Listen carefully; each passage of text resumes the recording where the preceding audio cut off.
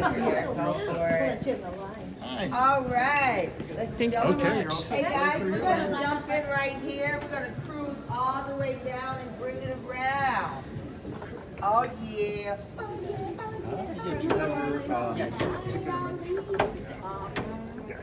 Yeah, I'm way excited. Yeah, just click Hey on guys, just so you know, also, you don't have to line up inside. You guys can look freely throughout the gallery. Everyone, just so you know, you guys don't have to stay in the line. You guys could like go all over the gallery. There's two more rooms on this side. Yeah.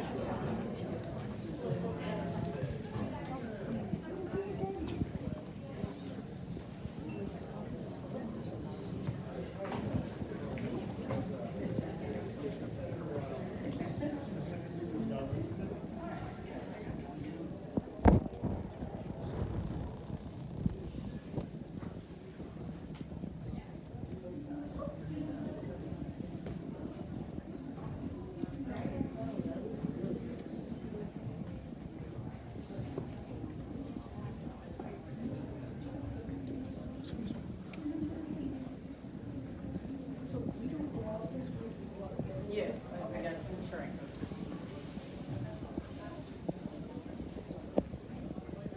I know, right? That's what I need too. On my glasses don't be working. You know, so you can see it. Right there, yeah.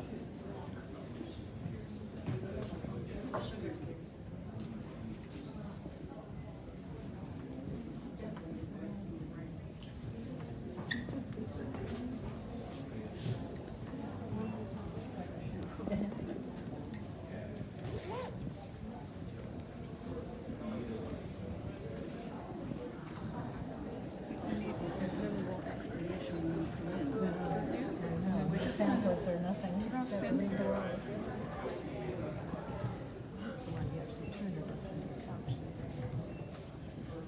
So I have like 200 or 300 videos on YouTube. This will be 301 or something like that. So you're more than welcome to browse through all the videos on YouTube, including this one, and like or subscribe to my channel.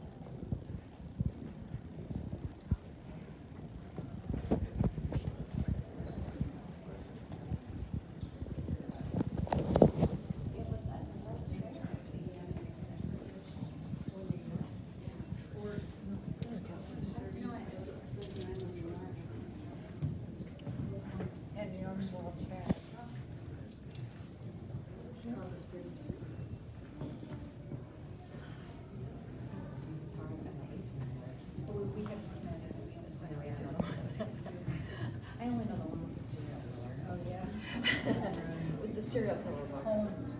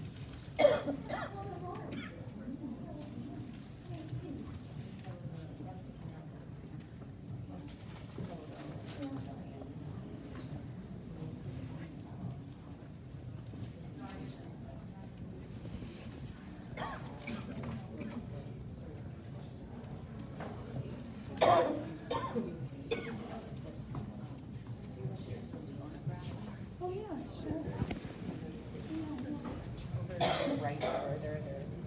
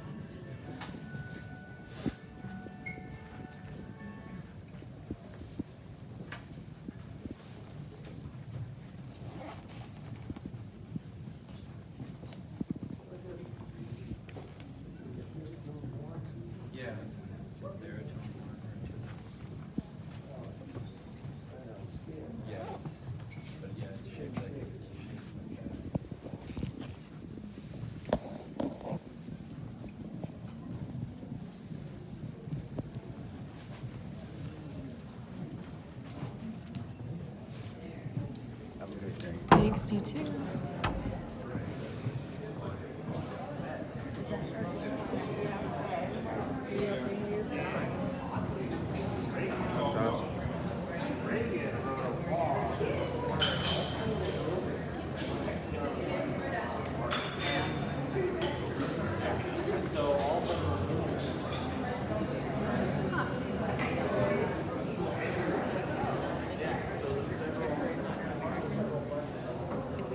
down that hallway.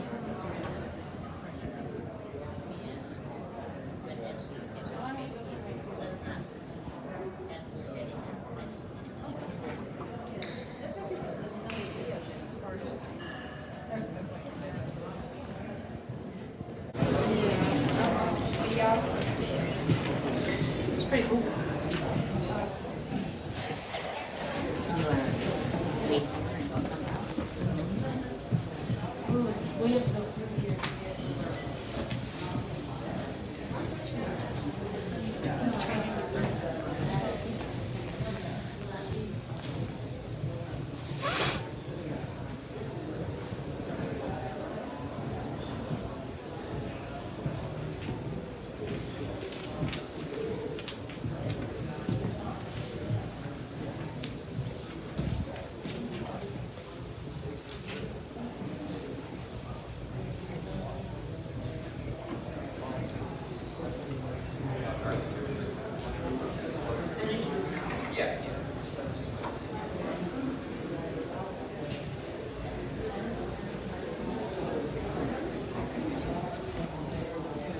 A lot of this has to do with Chicago. Yeah, I might be on this when I was in college, about 1983. Yeah. That is. This is the one that was coming. I don't know what this is.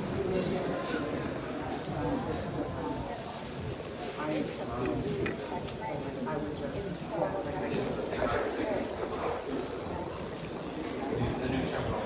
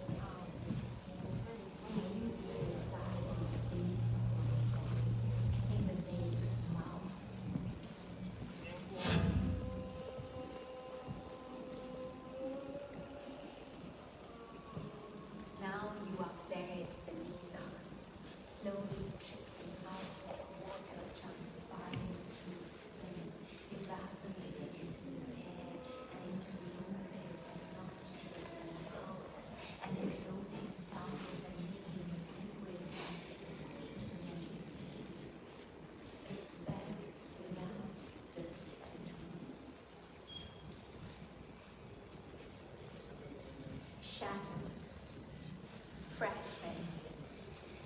indifferent.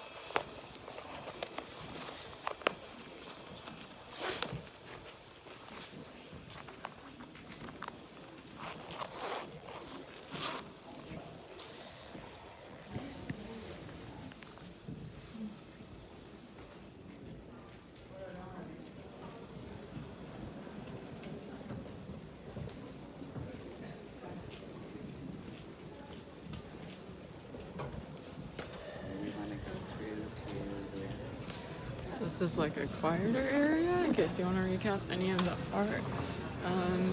It's like a cafe and stuff. This is kind of like the skyscape I was mentioning that was installed. It does connect to the front of the museum, so if you want to like do all of the Chinese sort of like pottery and stuff first, I always go to the temporary installation and then come out. Here, I don't normally get coffee here, I go somewhere else, but this other wing does sometimes have like installations from like independent people.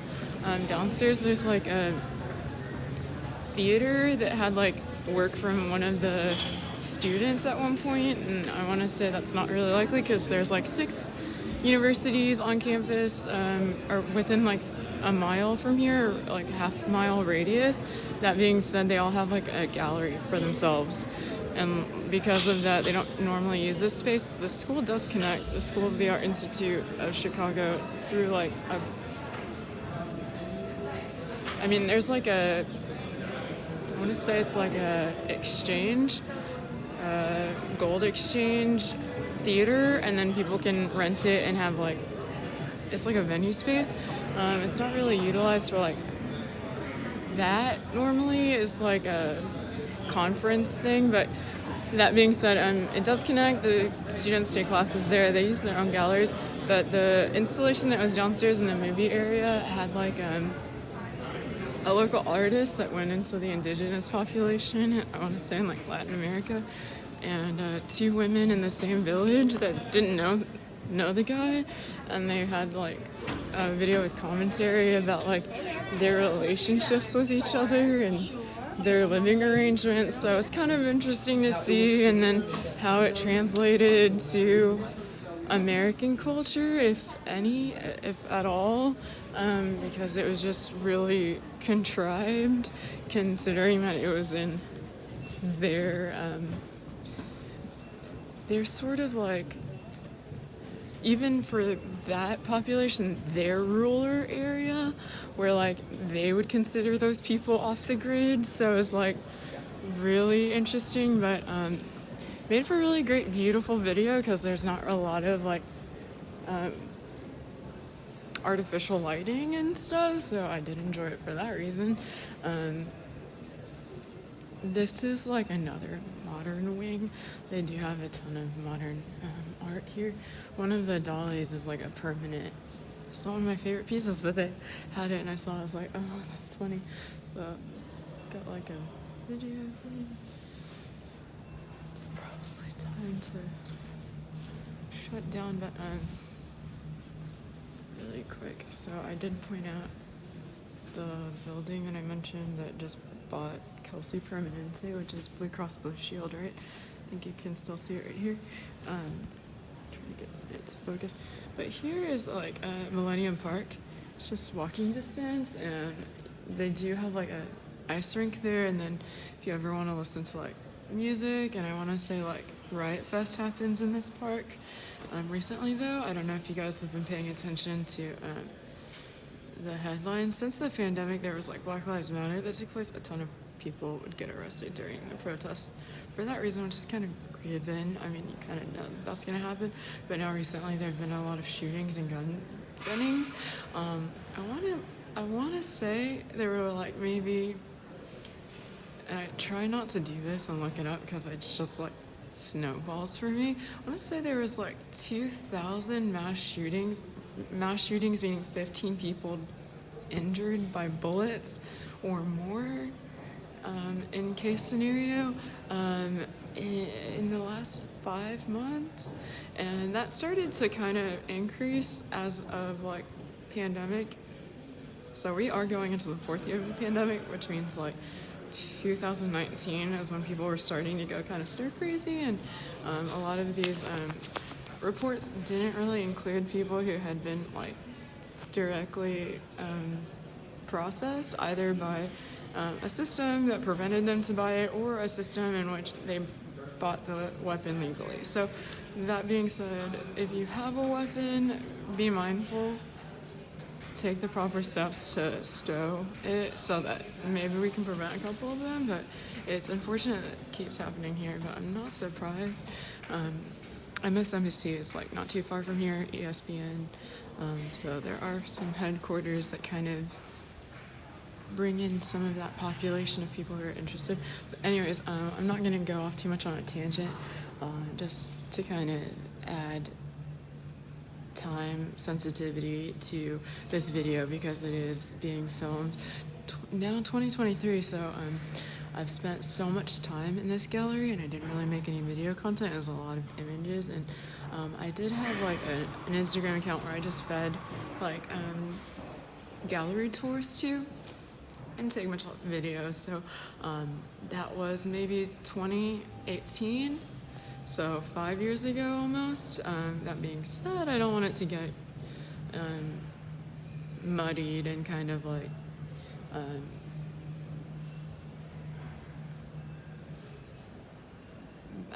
confused to be that this is like a past video. This is a most recent video of the gallery because I don't want it to be that you're confusing that account with this content. So this is like where the gallery starts, and I'm going to kind of shut up now so that we can kind of take a video of the art, but I want to change angles of the video, so I'm going to turn this video off and see it, or end this video and see if I can't roll out another one. Get a good view of this, and then you can kind of see it through the window of Millennium Park. Again, it's not too far.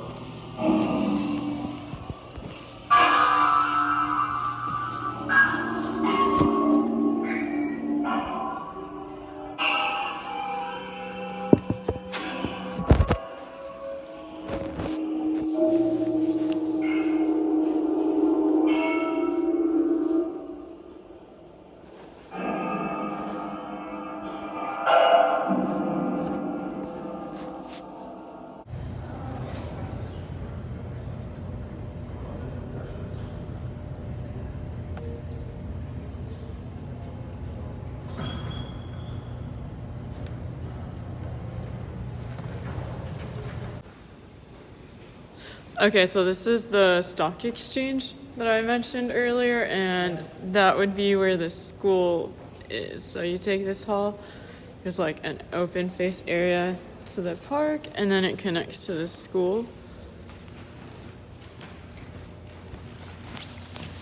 This is like members only lounge down there and food.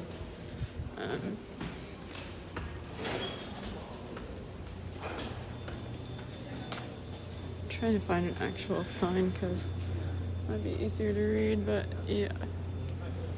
So it doesn't say anything really about this school connecting there, but it is like the entrance that you can take. So this is like miniatures of sculptures that they have around the city. Walk over to like the DMV and then see if I can't get an angle of this one too. This here, and then this is like over by Federal.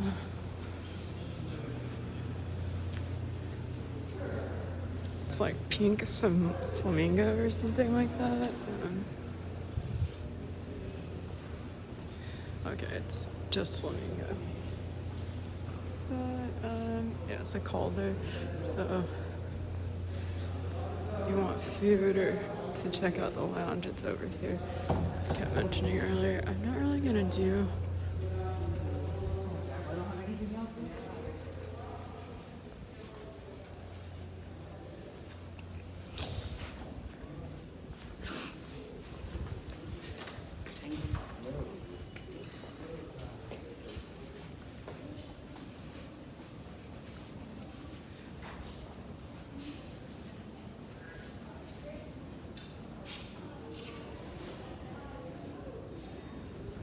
So it used to be like that you could see a Motorola sign here. I want to say in 2012, two of my friends had vertigo and like fell off of a 3-story building. I think Emily Barker was one of them, and then Megan Capps. Megan's had like 20 back surgeries, but she's since graduated from Columbia. Emily has also graduated, but she's out in California, and she's like in a wheelchair now. So, I mean, it was a pretty common thing that used to happen. There were people just having lunch at the Sears Tower, because I guess it's like a it's set up like a mall,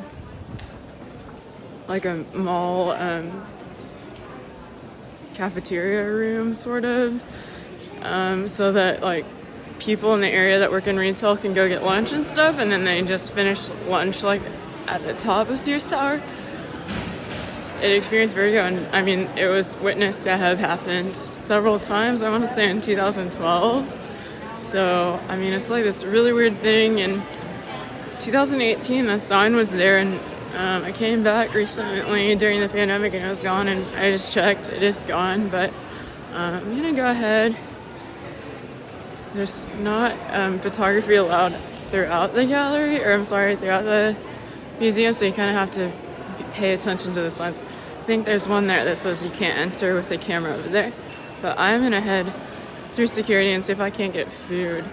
So there's like an upstairs that has been added since. I think I'm gonna go do that now, and then thinking there's like an architecture tour I could do, but Nico's not gonna be done till 10 and back in Chicago.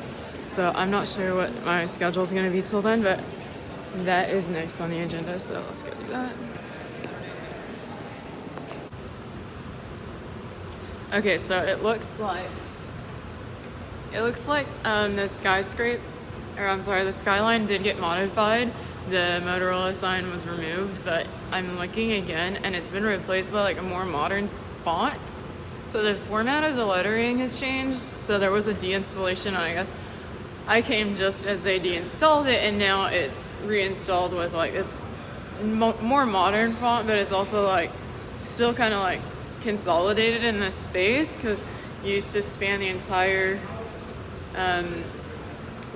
entire outline of the building. Now not so much. So I just wanted to kind of update that information, because I'm seeing it from this angle of the building, and I wasn't seing it down in the like lounge area or from like the visible gallery windows where I normally have seen it. So just to kind of update that information and be accurate, it is here. It has been reinstalled. It's just a different font. The format of the lettering again has changed. So I'm gonna go ahead and take this elevator up. I don't know if it's members only, but I'm gonna try and get some food. Otherwise, I'm gonna have to kind of walk and commute to a different restaurant to do so. So it has been confirmed. Unfortunately, I'm not able to eat at the members only bar. It is members only. Okay, so I am officially out of the museum. Gonna cut through the park here and see if there's something beautiful and serene to share with you guys. Just because I also finally got my iPhone set up, and the video quality looks pretty good. Not that there's anything wrong with my iPhone, but it shattered and the screen was like busted, and I did see like issues with the lighting on the camera. So I got like a problem there. So I was seeing like issues with the lighting on the camera, but not enough for me to say, oh, I need another phone. Then half of the buttons on the interface though don't work. So it's like very limited features on all of my social media, which isn't too fun, but it's like doable. Not like the point at which me and my phone are like done. But then the back camera cracked. Oh my god, that was really life-changing. All of my pictures looked so bad and the videos were really bad. That was a deal breaker for me. So yeah, I have to turn it in. I can't keep it. It's like an upgrade program. Give them the phone and then they'll give you like $700 back or something like that. $750. This is Millennium Park. There's a lot of people here. It is almost summer, but the city inside the loop is always closed down. Basically, it's usually just people who are going to school here or actually work here. I'm not joking. Here's the Bean. I guess I can cross over, give you a better interaction with that. But that being the case, that means most places close at 6. The city is closed and shut down by then.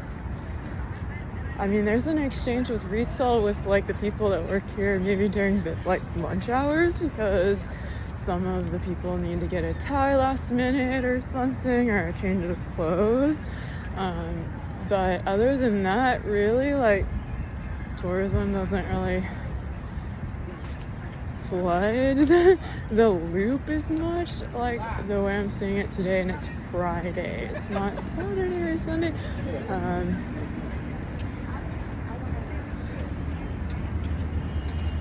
I guess it is summer, but I've never seen it like this.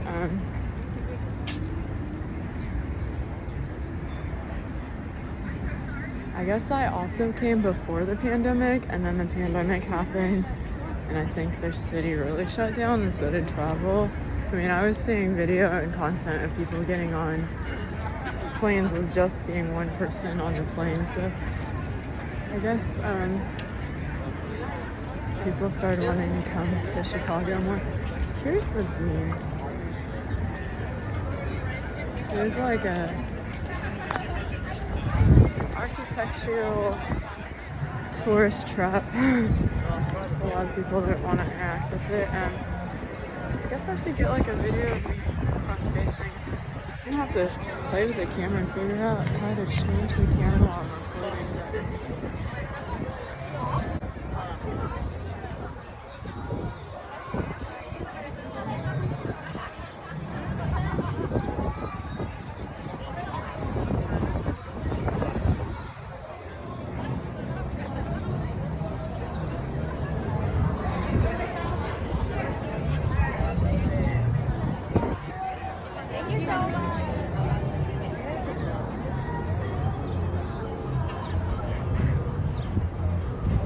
So there's the Motorola sign that I was talking about.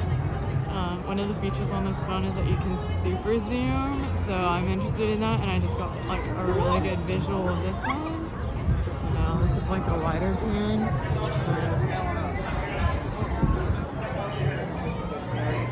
Again, I've never been here when it's this cold. Hopefully you can hear me and stuff.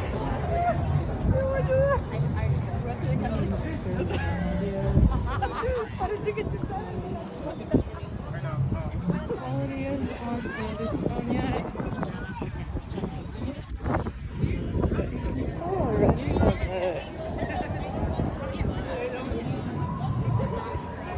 the color and the lighting is like really good. So what I'm telling you is basically the lens is super like ultra sensitive to the lighting, and it's doing a lot of the auto focusing that I do manually when I'm recording by itself, which is really nice. I know I sound kind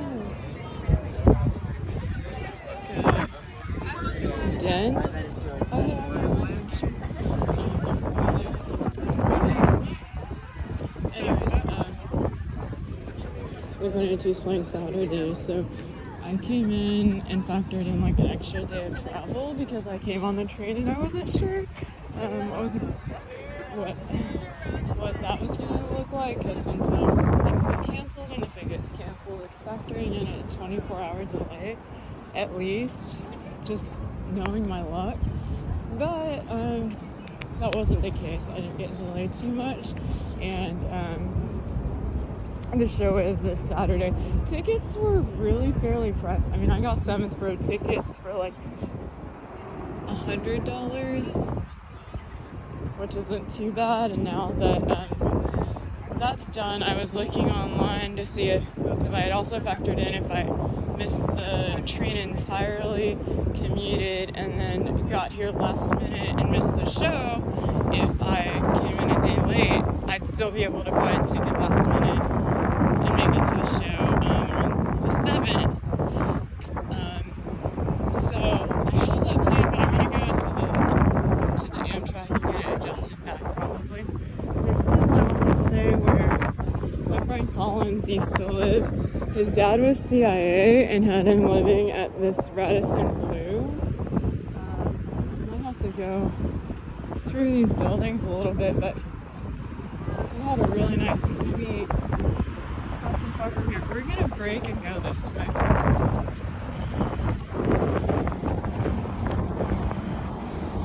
VIP parking here by Chicago police. Palestinians not only living under occupation, but also of those living in the diaspora. The Chicago Palestine Film Festival demonstrates what we will never hear and see in the mainstream media. And by telling the stories of Palestine, we continue to honor our ancestors, and we stand firm in our commitment to continue this work for many years ahead. Our lineup for the Chicago Palestine Film Festival, as always, reflects the array of perspectives hailing from Palestine and from Palestinian filmmakers globally. As a film festival, we enjoy interacting with our audience members, and we want the film festival to be an experience for our attendees. We continue to engage our audience in creative ways by including post-screening discussions, several nights throughout the festival, and by incorporating artist and author exhibits throughout the festival as well. Chicago has shown this film festival so much love over the years, and this support is why we've been able to sustain this work for 22 years. This work is not easy, and it wouldn't be possible without the amazing Chicago Palestine Film Fest committee. So I'd like to express my gratitude to the individuals who have spent many nights on Zoom meetings, phone calls, literally hundreds of hours preparing for the festival leading up in the last several months. And I'd like to give a special thank you to all of our volunteers as well.